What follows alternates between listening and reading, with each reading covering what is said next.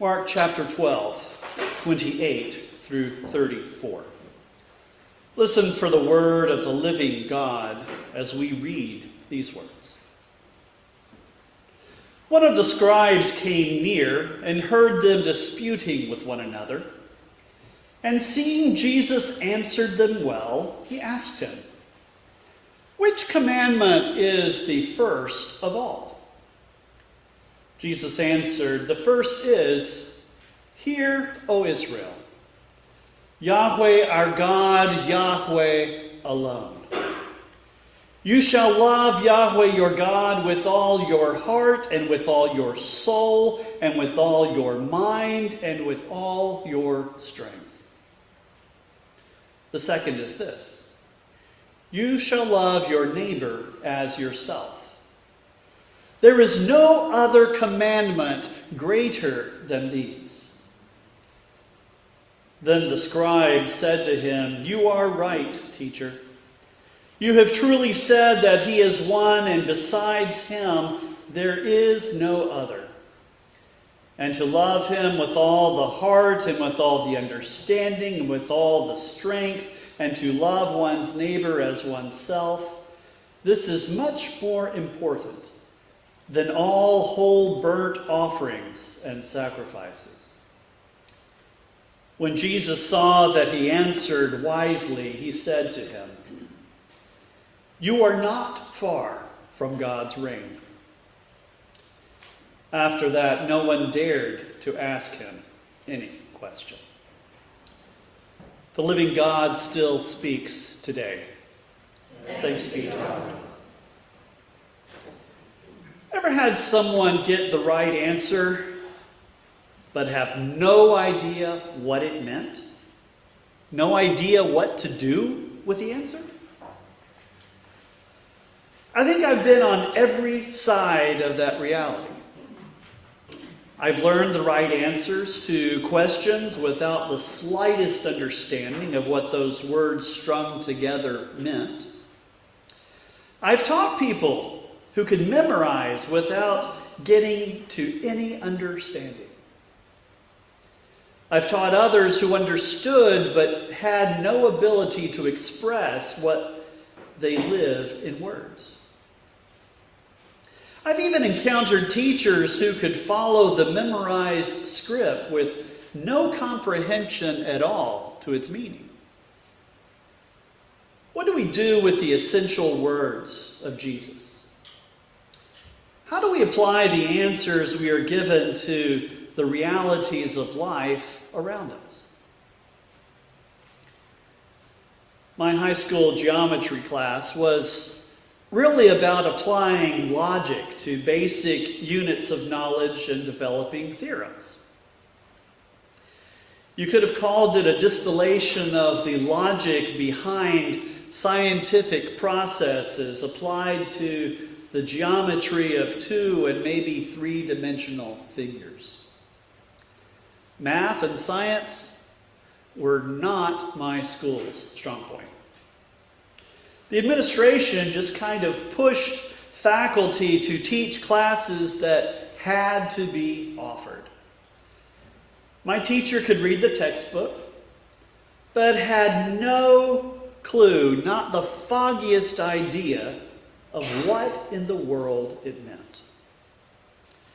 He depended on students to actually teach the class. We would write proofs on the board and explain how they worked. He couldn't explain it. If the textbook had not come with ready-made testing and grading materials, the course would have been a complete waste of time, disaster. The words were all there,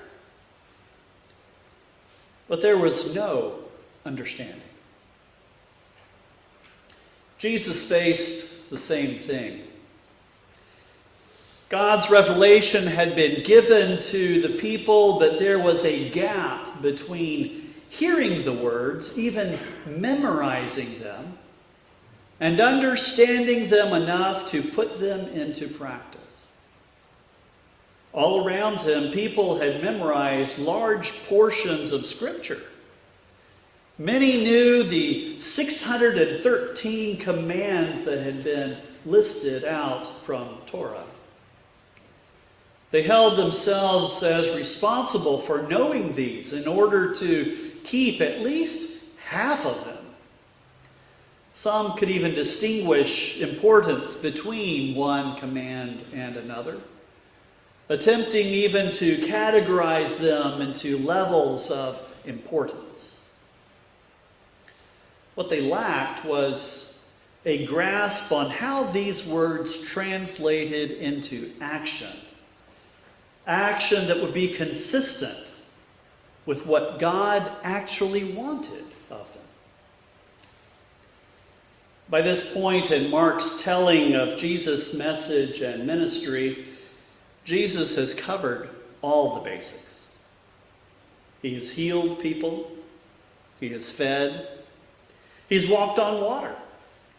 He has offered parables. He has taught about fasting and Sabbath and blasphemy and family ties. He has called disciples, cast out evil spirits. He has spoken of God's reign as having very different purposes than what many expected of Messiah and the messianic age of God's reign. He has made distinctions between tradition and God's will. He has trounced categories of ritual purity for ignoring humanity, for ignoring God's desire to reconcile all people. He's even been recognized by his disciples as God's Messiah. He's been transfigured before them. He has spoken of his suffering and death, as well as service being the very core of God's reign. He's discussed welcoming people unlike ourselves. He's warned of the distractions of wealth, of power. He's called out the caretakers of Israel as serving themselves rather than serving God. Indeed, this is now the final week in Jesus' ministry. He has already ridden into Jerusalem on a donkey and been proclaimed as David coming into Jerusalem as king. Now he is asked what lies at the very heart of God's will and commandments. The scribe wants a little more than his cliff notes on the Hebrew Scriptures. He wants Jesus to rank the 613 commandments of Torah to pick out the most important commandment of all. You can be sure the scribe had his own answer to the question. Other responses had been given by others along this line of questioning. There was the command to serve Yahweh and only Yahweh. That was the basis for mezuzot, for phylacteries, which held the words of the Shema from Deuteronomy 6:4, inscribed to be hung around their garments or on the doorposts of their homes. Containing those words, "Hear, O Israel, Yahweh your God, Yahweh alone." Micah had pulled 3 commandments together as summarizing all of God's will. Doing justice, loving mercy, and walking humbly with Yahweh. Others pushed for commands regarding the oppression of others. Remembering the people's bondage in Egypt as a lens for the requirement to welcome strangers was another common theme. And even the definition of righteousness given to Abraham in his treatment of the strangers that came before his tent at the oaks of Mamre. Jesus, however, begins with the first words of the Shema. But then he continues on to the second portion of the passage, where it commands us to love this God, who is the only one that we are to worship. He skips the portion of the passage about teaching it to our children, but he moves on to another command that follows along a similar line,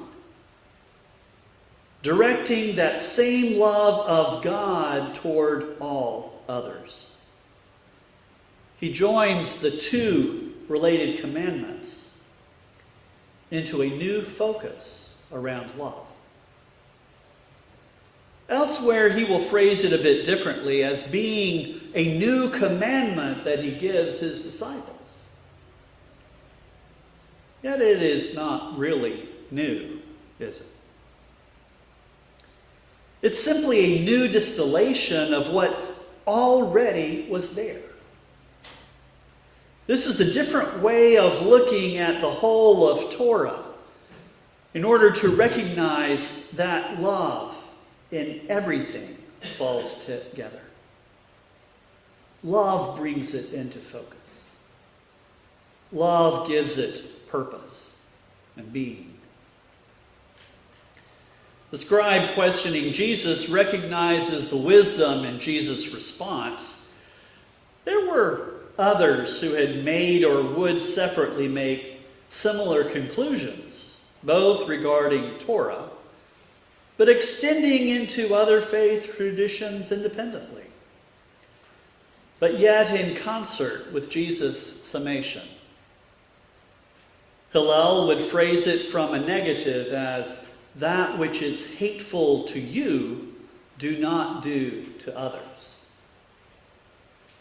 We can find similar expressions in Greek philosophers, in Buddhism, Confucianism, Islam, Hinduism, Yoruba wisdom, and even Native American thought.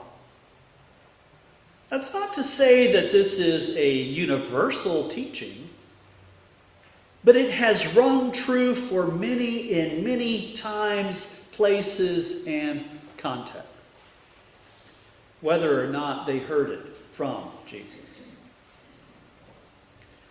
John Wesley distilled his own faith and religion into the principle of love, to which Jesus pointed here in response to the scribe, as well as his addressing the disciples on his new commandment.